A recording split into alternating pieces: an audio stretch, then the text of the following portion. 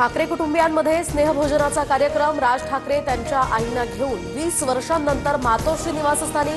शिवरायांची अश्वारूढ प्रतिमा घेऊन राज ठाकरे मातोश्रीवर।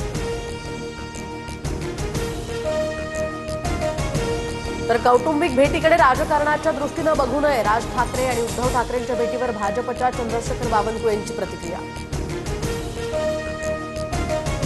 स्थानिक पातळीवर महाविकास आघाडीच्या बड्या नेत्यांना भाजपची दारं खुली। स्थानिक स्वराज्य संस्थेच्या निवडणुकांसाठी भाजपची रणनीती ठरली। इच्छुकांना पक्षात घ्या, भाजपच्या वरिष्ठ नेत्यांचे आदेश।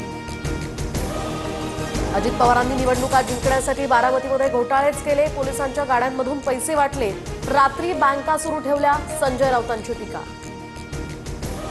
आमदार संग्राम जगतापांना पक्षाकडून नोटीस। अजित पवारांच्या इशाऱ्यानंतर सुनील तटकरेंनी नोटीस बजावली।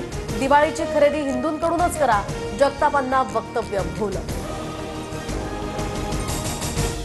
तर नुसती नोटीस देऊन उपयोग नाही, पक्षातनं काढून टाकायला पाहिजे। संग्राम जगतापांवरून सुप्रिया सुळेंचा निशाणा। जगतापांची वक्तव्य सामाजिक ऐक्याला बाधा आणणारी, सुप्रिया सुळेंची प्रतिक्रिया।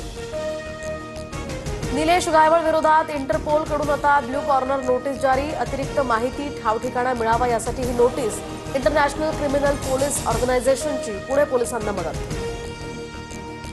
एकनाथ शिंदेंना भेटून बाजू मांडणार रवींद्र धंगेकरांची माहिती। तर पुणे शहर गुन्हेगारी मुक्त व्हावं हे शिंदे फडणवीसांचंही मत, मात्र मलाच का टार्गेट केलं जातंय, धंगेकरांचा सवाल।